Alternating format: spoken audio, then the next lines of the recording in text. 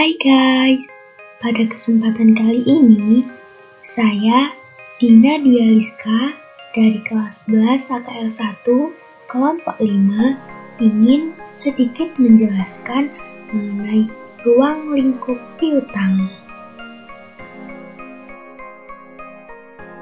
Pengertian dan jenis piutang.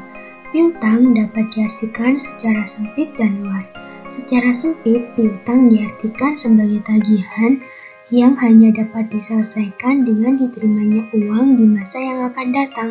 Sedangkan secara luas, piutang dapat diartikan sebagai tagihan atas segala sesuatu hak perusahaan, baik berupa uang, barang, maupun jasa, atau pihak ketiga setelah perusahaan melaksanakan kewajibannya.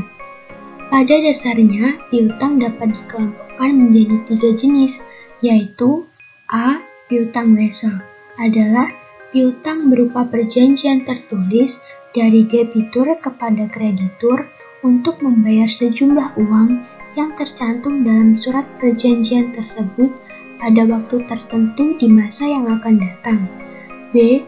Piutang dagang adalah piutang yang timbul dari penjualan kredit barang atau jasa yang merupakan usaha pokok suatu perusahaan.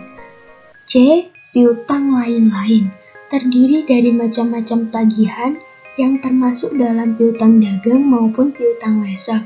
Contoh, piutang yang termasuk dalam piutang lain diantaranya uang muka pembelian, piutang pegawai, piutang kepada anak perusahaan, piutang dividen, dan lain-lain.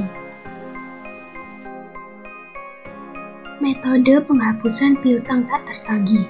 Penghapusan piutang adalah pengeluaran saldo piutang seorang debitur karena tidak akan dapat ditagih yang disebabkan debitur yang bersangkutan dinyatakan bangkrut, meninggal dunia, atau melarikan diri. Terdapat 2 metode yang dapat dilakukan untuk penghapusan piutang, yaitu metode tidak langsung dan metode langsung.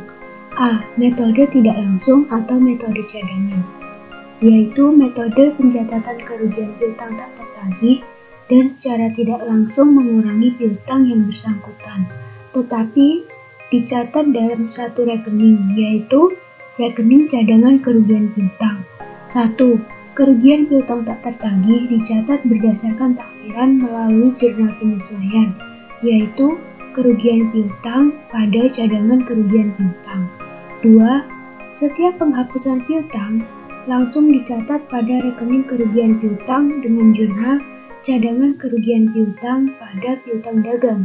3. Pernyataan kesanggupan debitur untuk membayar atas cadangan kerugian piutang yang sudah dihapuskan dengan jurnal piutang dagang pada cadangan kerugian piutang. 4.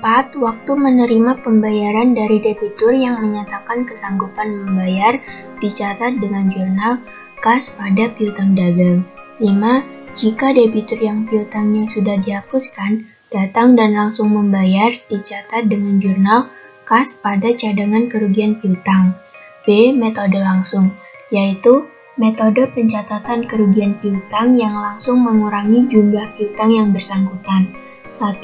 Kerugian piutang tak tertagih dicatat pada periode penerimaan piutang berdasarkan jumlah piutang yang bersangkutan. 2.